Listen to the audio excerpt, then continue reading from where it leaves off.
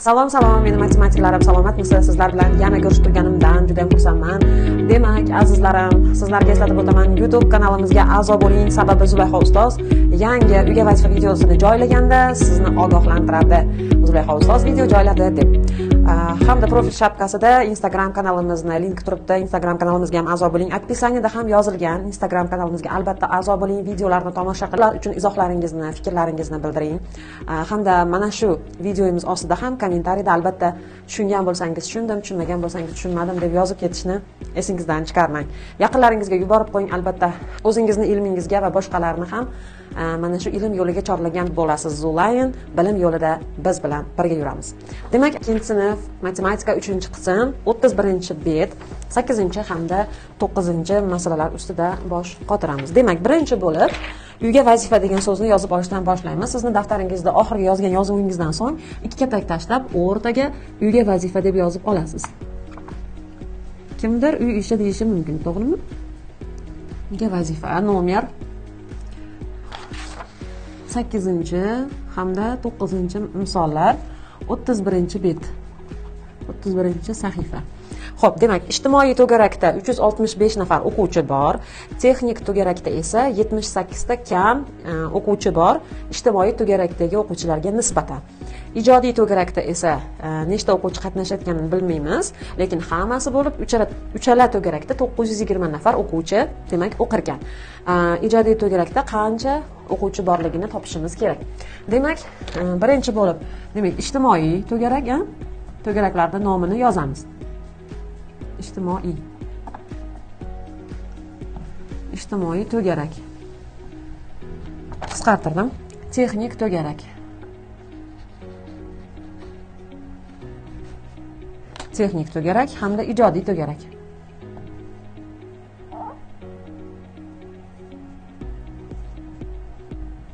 Ijodiy to'garak. Xo'p, ijtimoiy to'garakda 365 nafar. Ya'ni 365 ta desak bo'ladi. Bunda texnik to'garakda 78 ta kam. Bunga nisbatan. Endi ijodiy to'garakda qanchaligini bilmaymiz, ammo hammasi bo'lib 920 nafar o'quvchi qatnashgan. Demak, ta deb qo'yamiz. Xo'p, qarang, ijtimoiy to'garaklar, texnik to'garaklar hamda ijodiy to'garaklarga bo'linar ekan maktabimiz o'quvchilarini to'garaklari 3 ta to'garakka bo'linar ekan. Xo'p, ijtimoiy to'garakda 365 ta, texnik to'garakda 78 ta kam, bunga nisbatan. Ijodiy to'garakda nechtaligini bilmaymiz, lekin 920 ta umumiy, uchalasini qo'shsak 920 ta ekan. Xo'p, birinchi bo'lib biz texnik to'garakni topib olishimiz kerak. Buning uchun biz ijtimoiy to'garakdan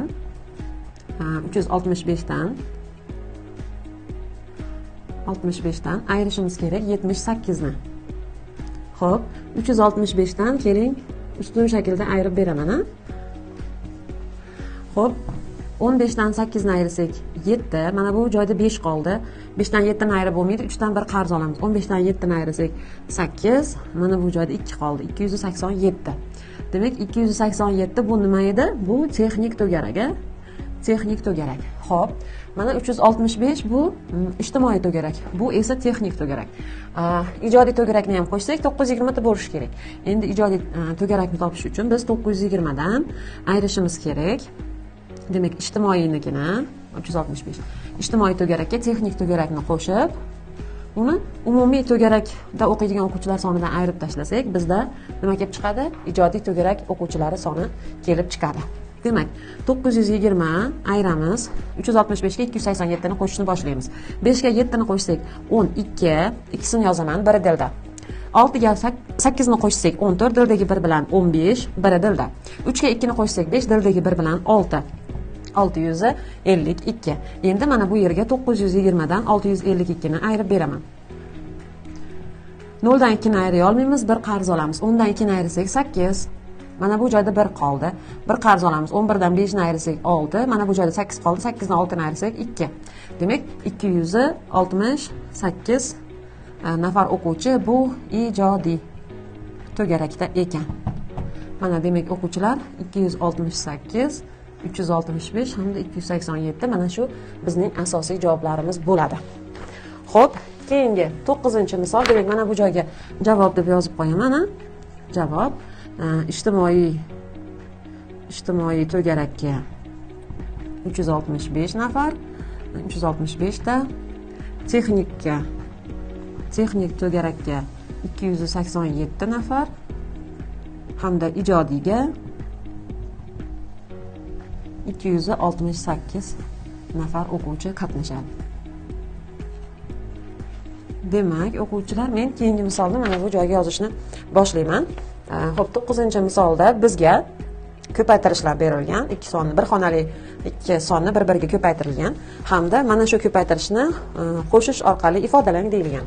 Xo'p, 7 karra 5 bu 7 marta 5 ni bir-biriga qo'shing degani. Ya'ni 1 2 3 4 5 6 7 ta 5 ni bir-biriga qo'shing degani. Yokida 5 ta 7 ni bir-biriga qo'shing degani. Mana ikkisi ham bir xil ma'noni anglatadi. Xo'p, 35 bo'ladi. Mana 10, 20, 30, 35. Xo'p, 7 ga 7 14, 14 ga 7 ni qo'shsak 21, 21 ga 7 ni qo'shsak 28, 28 ga 7 ni qo'shsak 35. Mana ikkisi ham bir xil javobni beradi. Keyingisi 5 karra 6. 5 karra 6 bu, demak, 5 ta 6 ni yig'indisi, to'g'rimi? 3, 4, 5 ta. Endi siz yana qanday qilishingiz mumkin? 6 ta 5 ni yig'indisi qilishingiz mumkin. Demak, men bittasini yozaman, siz ikkinchisini o'zingiz yozib ishlab ketasiz daftaringizga. Xo'p, 8 karra 4.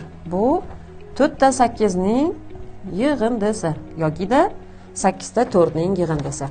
3 karra 6. 1 2 3 ta 6 ning yig'indisi. Demak, bu 30 bo'ladi. Bu 32 bo'ladi. Bu esa 18 bo'ladi.